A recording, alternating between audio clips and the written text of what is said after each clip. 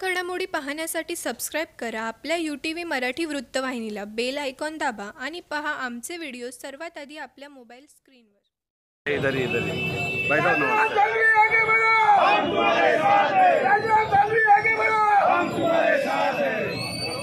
Century rayon कंपनीमध्ये 25 फेब्रुवारीच्या आत पुन्हा निवडणूक घेण्याचा महत्त्वपूर्ण निकाल उच्च न्यायालयाने दिलाय। या संदर्भात आज कामगार नेते राजाराम साळवी यांनी सेंचुरी रेयॉन कंपनीमध्ये येऊन कामगारांची भेट घेतली। राजाराम साळवी यांनी सध्या स्थापित असलेल्या युनियनवर जोरदार हल्ला चढवला आहे। येथील कंपनी बंद करून या ठिकाणी टोळेजम इमारत उभारण्याचा प्लॅन सुरू आहे। लीडर मॅनेजमेंट कामगारांवर अत्याचार करत आहे।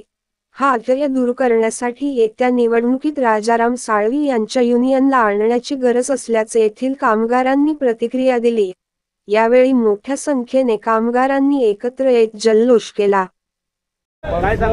मला असं बोलायचं, साळवी साहेबांनी आमच्या गावातल्या सर्व लोकांना, मला माझ्या मुलांना कामाला लावले आणि आम्हाला रोजीरोटी दिली, आमचे चुले चालू केले आणि साळवी साहेबाला धोक्यामध्ये हरवायचा प्रयत्न केला। पण आता आमच्या साळगावठाण बिनविरोध साळवीच्या विरोधामध्ये फॉर्म भरणार नाही आणि जो कोणी भरील फॉर्म त्याला गाडवावरती फिरवू आम्ही।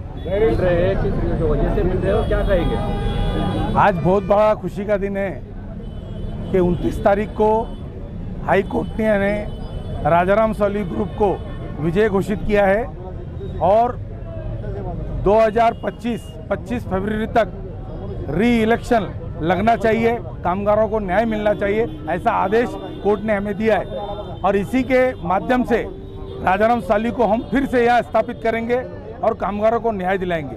पिछले 2.5 साल के अंदर कामगारों के ऊपर जो जुल्म हुए हैं उसका मैं छोटा सा आपको खुलासा देना चाहता हूँ कि सेंचुरियन कंपनी एक ऐसी कंपनी थी जहाँ राजाराम साळवी के 2 मिनट राजाराम साळवी के नेतृत्व में कामगार का भी वारिस कंपनी में लगना चाहिए, ये सिस्टम राजाराम साळवी ने चालू किया। और पिछले 2.5 साल से ये जो दलाल लोग बैठे हैं, आज 3 बैच हो गए हैं कामगारों के, जो कैजुअल कामगार हैं उनको परमानेंट नहीं कर रहे हैं। आज राजाराम साळवी को यहाँ बुलाने का सबसे बड़ा कारण हमारा ये था कि आज से ही हम वो लड़ाई को जारी करेंगे और वो जो कैजुअल कामगार है जिनको 1.5 साल से परमानेंट नहीं किया जा रहा है, उनके लिए हक के लिए हम लड़ेंगे। और आने वाले 1 हफ्ते में राजाराम साळवी जी का एक पत्र हम मैनेजमेंट को देंगे। अगर उन्होंने नहीं काम किया तो कामगारों को लेकर हम रास्ते पे उतरेंगे और कोर्ट की लड़ाई लड़ेंगे, उन लोगों को हम परमानेंट करेंगे। ऐसा हमारा ये निर्णय राजाराम साळवी साहब के आदेश पे हुआ है। दूसरा मैं आपको बताना चाहता हूँ कि कुछ दलाल मिलकर इस पूरे यूनिट को बंद करना जा रहे हैं।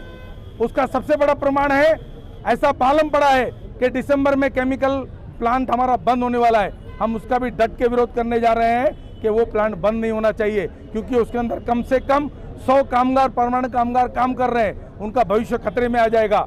आने वाले दिनों के अंदर हम चाहेंगे कामगारों से कि कामगार फरवरी 25 को जो इलेक्शन होगा, one side Rajaram Salvi group को चुन के लाए।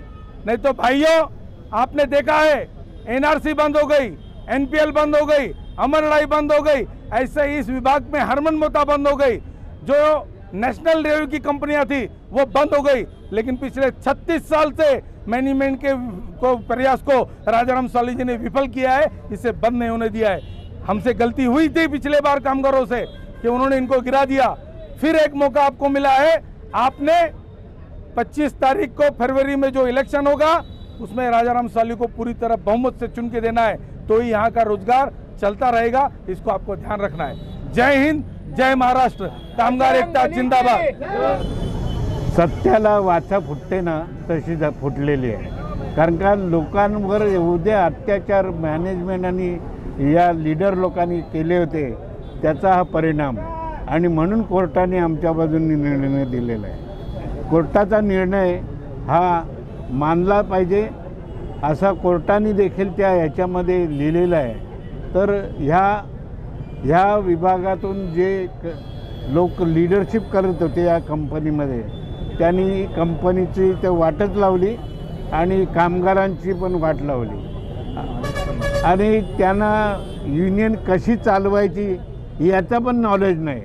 पण ही युनियन मॅनेजमेंट चालवत होती असा निदर्शनात आला तेव्हा कोर्टाने निर्णय दिलेला आहे की खरे प्रतिनिधी निवडून जायला पाहिजे आणि कामगारांना न्याय मिळाला पाहिजे.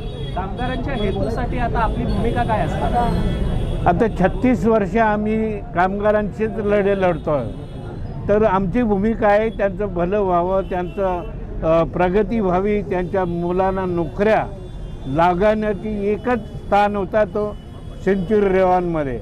अखंड हिंदुस्थानामध्ये कामगाराच्या मुलाला पहिली नोकरी मिळेल असं आम्ही जेव्हा भाषणामध्ये सांगितलं आणि ते करून दाखवलं.